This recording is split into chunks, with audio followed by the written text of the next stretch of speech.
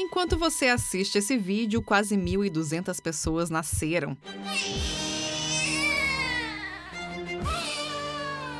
Respirando o mesmo oxigênio, dividindo o mesmo espaço e criando cada vez mais gases de efeito estufa. Preocupações sobre a superpopulação voltaram. Precisamos abordar de forma muito mais agressiva a questão populacional nesta equação. Se continuarmos ignorando esse aumento populacional exponencial, a natureza reduzirá a população por nós. Mas será que é só isso? Existem muitos equívocos quando se fala de crescimento populacional. Esse debate não é entendido da maneira que deveria ser. Quantas pessoas o planeta aguenta? E o que essa resposta tem a ver com comida congelada? Vamos começar com um pouco de história. Antigamente, mais pessoas por perto significava mais segurança num mundo violento. Na Índia, por exemplo, o filósofo Chanakya sugeria que viúvas se casassem novamente o mais rápido possível.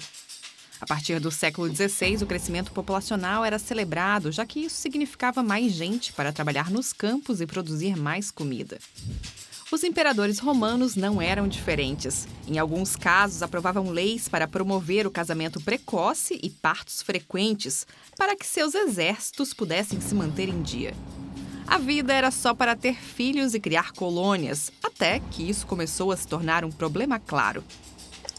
No século XVIII, o economista britânico Thomas Malthus fez um alerta. Ok, a lição de história foi feita. Nos tempos modernos, o medo explodiu com a publicação de um livro chamado A Bomba Populacional.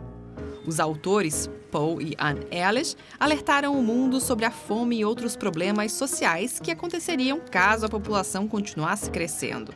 A superpopulação logo se tornou a culpada de tudo, desde a pobreza e falta de recursos até gerenciamento e destruição do meio ambiente. Alguns países iniciaram experimentos com métodos de controle populacional moralmente e politicamente duvidosos. A China foi a principal com a política do filho único, que resultou num desequilíbrio imenso de gênero. E assim como outros métodos de controle populacional na Ásia, foi reprovado. Mas o inimigo foi identificado como superpopulação. Mas afinal, o que é superpopulação?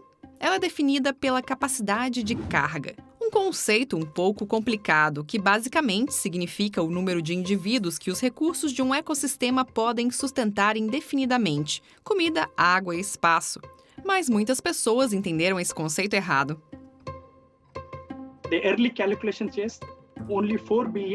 Em cálculos antigos, a capacidade de carga da Terra era de 4 bilhões de pessoas, mas hoje alimentamos cerca de 7 bilhões. Isso porque complementamos nossos recursos naturais com tecnologia e assim podemos produzir mais recursos para sustentar a população.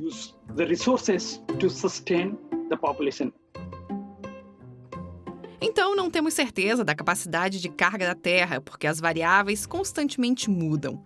Mas uma coisa é certa, não é o número de pessoas que deve ser o principal problema. Em países desenvolvidos, a população já começou a estabilizar ou até a diminuir. Países em desenvolvimento também estão nesse caminho. A educação e o acesso a contraceptivos estão fazendo esses números caírem, mesmo que isso ainda não seja visível em cidades. As pessoas têm essa percepção de que as cidades estão cheias demais, mas o que realmente aconteceu é que o planejamento das cidades não considerou realmente o crescimento populacional que deve acontecer de qualquer forma. E tem um segundo ponto, que são os impactos no meio ambiente conectados ao consumo. O que realmente está aumentando no mundo é o consumo, que, diferente da população, está em crescimento exponencial.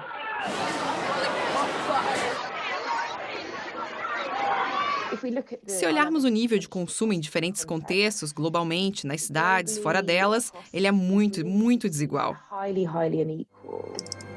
Ok, vamos dar uma olhada em como estamos consumindo os recursos. Todos os anos, pesquisadores analisam o orçamento de recursos da Terra e calculam quando vamos atingir o limite. Se olharmos por país, as diferenças são surpreendentes.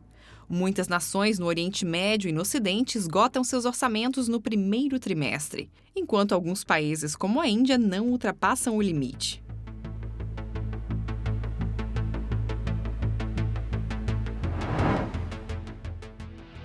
Um americano de classe média consome 16 vezes mais do que um indiano de classe média.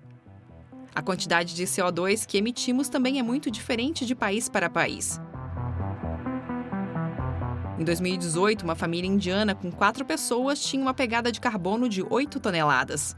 Uma família americana igual emitiu quase 70 toneladas.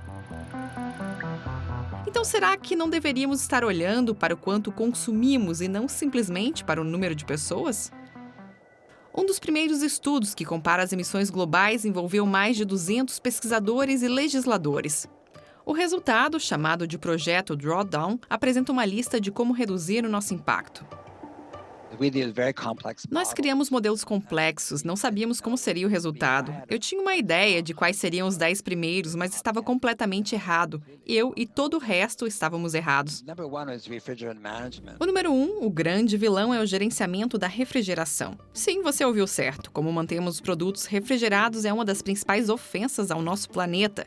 Ar-condicionado e refrigeradores emitem muitos gases de efeito estufa ao resfriar ou no transporte de produtos. O projeto estima que uma refrigeração mais eficiente pode emitir até 5 vezes menos do que se todos os carros no mundo se tornassem elétricos. Outro ponto importante da lista e que nós podemos contribuir: a comida tem um impacto enorme e é responsável por 1/3 das emissões globais. Não desperdice nada se for possível. Ninguém pode negar que os humanos causam um impacto no meio ambiente. Mas agora mesmo, países ricos emitem tanto CO2 que, mesmo somando 3 ou 4 bilhões de pessoas no sul do planeta, não haveria um impacto tão grande nas mudanças climáticas. Ou seja, consumir menos parece ser mais fácil do que decidir quantas pessoas devem ou não existir no planeta. Dizer que há muitas pessoas no mundo é uma indelicadeza com os outros. Que pessoa pensa que ela é demais no mundo? Você sabe, ninguém. É hora de mudar a narrativa. Nada de culpar o problema da superpopulação, e sim se preocupar com o desperdício e com o consumo excessivo.